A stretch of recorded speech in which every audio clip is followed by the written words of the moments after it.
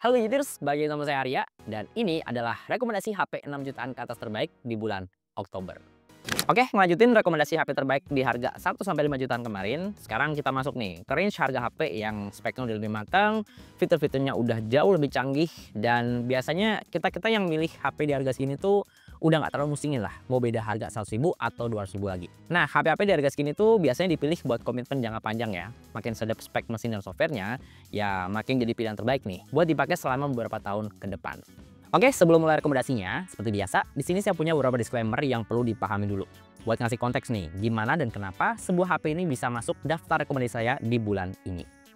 Oke, yang pertama untuk HP di harga 6 jutaan, di sini saya punya beberapa pilihan. Yang pertama ada Honor 400 di harga 6,5 jutaan. Sebenarnya secara spesifikasi, HP ini kelihatan B aja ya untuk harga 6 jutaan. Dia pakai Snapdragon 7 Gen 3, terus storage-nya juga lega sih di 512 GB. Tapi yang jadi highlight HP ini justru di fitur AI-nya yang beda dari yang lain. HP ini punya fitur AI yang mirip dengan Google Veo ya, yang mana dia bisa ngubah foto itu jadi video. Kalau di Google Veo kan kita harus berbayar ya atau langganan ya, tapi di HP ini kita bisa nikmatin fiturnya secara cuma-cuma. Yang kedua, masih di harga 6,5 jutaan, sekarang kita juga bisa dapetin Xiaomi 14T dengan varian setengah tera atau 512 GB. Ya meskipun sekarang udah keluar Xiaomi 15T, tapi saya kayaknya lebih rekomendasiin buat beli Xiaomi 14T tapi varian yang paling tinggi sekalian. Karena ya sebenarnya kalau ngelihat kameranya nggak terlalu yang beda jauh banget lah. Dengan harga yang sebenarnya udah lumayan signifikan sih. Kita masih dapatin performa Monster Dimensity 8300 Ultra yang masih enak banget buat main game. Terus performa kameranya juga masih luar biasa ya dengan bantuan Leica tadi, yang mana bisa ngasih foto dan video dengan spesifikasi terbaik. Yang ketiga ada Realme 15 Pro 5G. Nah, kalau ngecek harga resminya sih memang masih di 6.999 ya. Tapi kalau iseng ngecek di lapak online, sebenarnya HP ini udah banyak yang jual di harga 6,6 jutaan. Nah, di harga segini kita udah bisa dapetin HP Realme yang bodinya tipis, tapi baterainya tuh masih sangat-sangat jumbo di 7000 mAh. Yang mana ditandemin juga charger yang super kencang juga di 80 watt. Dan mesinnya juga masih tetap dapat yang lembut ya. Dia udah pakai Snapdragon 7 Gen 4. Dan yang keempat ada Vivo V60 yang sekarang harganya udah lumayan kekoreksi di 6,8 jutaan. Ya harga segini kita dapetin yang varian 12/256 GB ya. Dan ya ini HP masih sangat-sangat oke ya karena dia punya kamera yang ditanemin sama lensa Zeiss dan ini udah pakai full triple 50 megapiksel semua. Yang menarik, HP ini juga punya baterai yang tetap badak ya, 6500 mAh dan ditanemin charger yang juga kencang di 90 watt. Nah, dari 4 pilihan tadi, sebenarnya secara spesifikasi sih HP-nya bagus-bagus semua ya. Tapi kalau emang ngincer keseimbangan ya atau balance antara performa kenceng, kamera mantep buat konten, dan baterai yang bisa tahan sampai 2 hari, ya Vivo V60 ini punya semuanya sih. Lanjut di harga 7 jutaan, di sini pemainnya nggak terlalu banyak berubah ya kayak bulan lalu. Yang pertama ada Samsung Galaxy S24 FE yang harganya juga udah turun tipis-tipis lagi di 7,4 jutaan. Ya di harga sini kita dapat yang varian 25 GB ya. Dan harga 7 jutaan kita dapetin Samsung seri S tuh udah kayak opsi yang bagus banget sih. Karena meskipun dia ada embel-embel FE-nya, ya Samsung S24 FE ini masih ngasih tongkrongan dan fitur yang memang Samsung flagship banget. Kameranya oke ya, ada tele 3 kali zoom, terus mesinnya juga masih kenceng ya, meskipun 2400E tapi ini performanya tuh masih 11-12 kayak 2400. Dan yang paling saya suka tentu fitur Galaxy AI-nya ya, yang mana ini nggak ada di Samsung seri A yang paling ganteng sekalipun gitu. Galaxy AI di sini tuh bener-bener ngasih paket yang cukup komplit. Yang kedua ada Oppo Reno 14 di harga 7,5 jutaan. Ya, di harga segini kita udah bisa dapetin HP Oppo Reno yang speknya cukup matang ya, dipakai Dimensity 8350, nggak ngebadut buat main game. Dan kameranya juga mantep ya, ini rata-rata udah pakai 50 megapiksel semua. Tapi yang paling saya suka jelas ColorOS 15-nya sih, yang benar-benar super smooth di harga segini. Dan yang ketiga ada Poco F7 Pro di harga 7,5 jutaan. Ya, di harga segini kita udah bisa dapetin HP dengan mesin yang kenceng ya, Snapdragon 8 Gen 3. Dan bisa dibilang ini 8 Gen 3 resmi termurah yang ada di pasaran saat ini. Nah, dari 3 pilihan tadi, sebenarnya kalau emang ngincar performa monster dan memori yang lebih lega sampai setengah tera, Poco F7 Pro ini emang nggak ada obat sih. Tapi kalau emang ngincar spesifikasi Samsung seri S yang flagship di harga yang bisa saving budget, S24 FE yang udah dijual di 7 jutaan ini juga jadi opsi yang lebih menarik.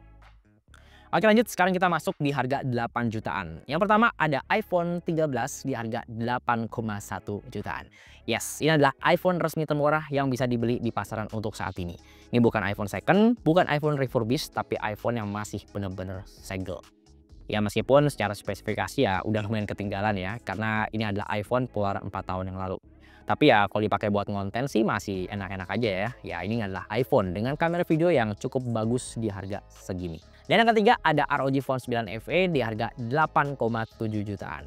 Nah yang menarik di harga segini itu kita dapetin ROG Phone-nya tuh varian memorinya cukup lega ya, setengah tera. Karena yang versi 256GB itu bahkan udah lebih murah lagi di 6 jutaan. Cuma ya kalau emang ngincer kebutuhan gaming ya, saya saranin banget buat ambil yang varian memori paling gede sekalian lah, kayak di ROG Phone 9 FE ini, 512GB. Apalagi kalau ngomongin soal ekosistem gaming ya, yang namanya ROG Phone itu jelas udah punya dukungan aksesoris yang lebih komplit. Yang kedua ada Xiaomi 14T Pro di harga 8,5 jutaan. Ya ini adalah versi steroidnya Xiaomi 14 dengan mesin yang lebih kenceng dan kamera yang juga lebih proper. Cuma ya untuk harga segini sayang banget ya, untuk varian storage-nya memang masih sebatas 256GB. Dan pas saya cek memang yang versi setengah teranya tuh udah susah ya alias goib buat didapetin. Nah, dari 3 pilihan tadi, sebenarnya kalau emang pengen pindah ekosistem ya dari Android ke iOS, iPhone 13 ini bisa dibilang starter yang cukup oke ya. Karena yang pertama ya, varian storage-nya juga udah yang ideal ya, 128GB, bukan 64 lagi ya. Terus ya 15 Bionic juga masih sangat-sangat kencang untuk pemakaian saat ini, update juga masih panjang, masih dapat iOS 26. Cuma ya dari beberapa spek lain emang ketinggalan zaman banget sih. Nah kalau pengen ngincar spesifikasi yang lebih latest, lebih enak, apalagi untuk spesifik main game, jelas ya harga 8 jutaan, saran saya sih mending ambil ROG Phone 9 FE yang sekarang varian setengah teranya udah makin murah lagi. Nah untuk HP harga 9 jutaan di sini ada beberapa perubahan pemain ya. Saya sempat take out beberapa HP dan saya masukin yang pemain baru. Yang pertama ada Samsung Galaxy S25 FE. Ini kalau kita pantau di lapak-lapak online udah ada yang jual di harga 9,2 jutaan. Ya, tadinya kan saya sempat masukin S24 ya, real flagship tahun lalu. Cuma ketika S25 FE ini udah keluar, kok kayaknya jadi menarik si S25 FE ini. Karena ya dia punya baterai lebih badak, terus kamera ya masih so-so lah. Tapi yang jelas dia pakai mesin yang sama yaitu Exynos 2400. Yang kedua ada Eco 13 yang harganya masih stabil di 9,5 jutaan. Ini HP cukup menarik ya karena dia udah pakai Snapdragon 8 Elite dan bisa dibilang ini 8 Elite yang termurah di pasaran untuk saat ini. Cuma ya untuk harga 9,5 jutaan ini kita hanya dapetin varian memori yang kecil ya, yaitu 12/256GB. Tapi kalau butuh memori yang lebih lega lagi, mungkin bisa ngelirik pemain baru yang satu ini ya, Xiaomi 15T Pro di harga 9,7 jutaan. Ini HP menarik banget ya, karena dia punya performa yang sama-sama monsternya lah dengan 8 Elite ya. Dia pakai Dimensity 9400 plus. Tapi yang jadi highlight HP ini memang ada di kameranya ya. Dia masih pakai Leica. Dan ya kalau ngelihat performa kamera zoomnya sih, ini salah satu yang terbaik di harga 9 jutaan. Nah, dari 3 pilihan tadi, sebenarnya kalau ngincar performa kenceng dan baterai yang badak, Eco 13 ini emang gak ada obat sih. Tapi kalau spesifik butuh kamera yang bener-bener pro buat konten, Xiaomi 15T Pro di harga 9 jutaan, ini salah satu yang terbaik. Ya, untuk HP di harga 10 juta ke atas, ini saya bagi lagi ya dalam beberapa kategori. Yang pertama, untuk 10-15 juta, ini pemainnya lumayan banyak sih. Ada iPhone 15, harganya juga udah terjun bebas di 11 jutaan. Cuma kalau harga segini, kita emang dapetin varian yang bisa dibilang oke sih, tapi buat jangka panjang masih mikir-mikir lagi ya, 128GB doang. Kalau pengen yang lebih lega lagi ya di 25GB, kita mesti ngerogoh kocek sampai 13 jutaan.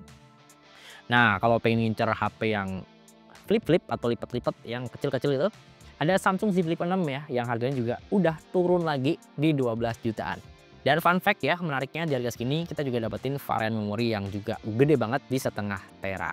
Terus kalau pengen ngincer HP-HP flagship yang compact-compact ya atau kecil-kecil, ada juga Xiaomi 15 ya.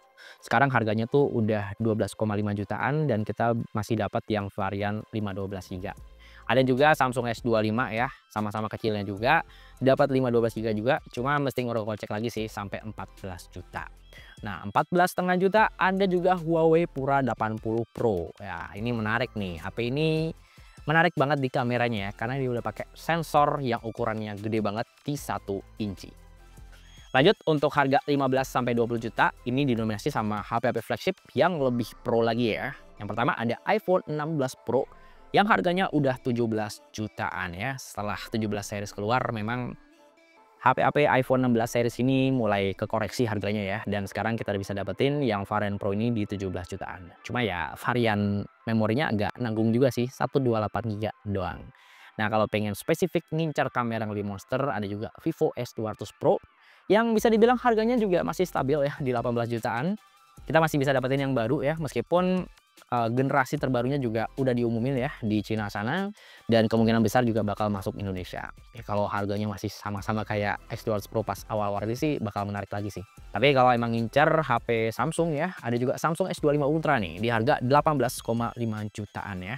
Kita masih dapat varian memori yang paling tinggi dan spesifikasi kamera yang juga nggak kalah monster dari Vivo X200 Pro tadi. Ya bisa dibilang HP konser yang bagus banget ya untuk kamera zoomnya. Dan terakhir untuk HP di harga 20 juta ke atas, ini memang didominasi sama HP-HP lipat. Tapi nggak menutup kemungkinan untuk HP non lipat juga masih ada ya, kayak Huawei Pura 80 Ultra yang mana spesifikasi kameranya juga lebih monster lagi dari versi Pro tadi. Terus ada iPhone 17 Pro yang harganya juga udah tembus 22 jutaan ya Tam ya. Itu HP emang makin mahal ya, iPhone terbaru ya. Tapi kalau emang ngincer yang benar-benar kelihatan premium sih, memang budget 20 juta ke atas ini better ngambil HP lipat sekalian biar lebih kerasa prestisnya. Ada Samsung Galaxy Z Fold 7, terus ada Huawei Mate X6, dan jangan lupain juga Oppo masih punya seri foldable-nya itu Oppo Find N5 yang juga sama-sama mantap. Oke, segitu aja dulu rekomendasi HP 6 jutaan ke atas terbaik di bulan Oktober. Nah, untuk mencari spek lengkap dan link pembelian HP-HP yang saya sebut tadi, untuk linknya udah saya taruh di kolom deskripsi di bawah. Ya, sekali lagi ya, untuk HP yang saya sebut di video ini adalah preferensi saya pribadi. Jadi kalau ada HP-HP yang menurut kalian tuh lebih mantap performanya, lebih canggih fiturnya, dan nggak sempat saya sebutin di video ini, monggo tulis aja di kolom komentar di bawah, kita diskusi bareng di sini. Ya, di sini saya Arya, dan di belakang kamera ada Tama. Sampai ketemu di video berikutnya.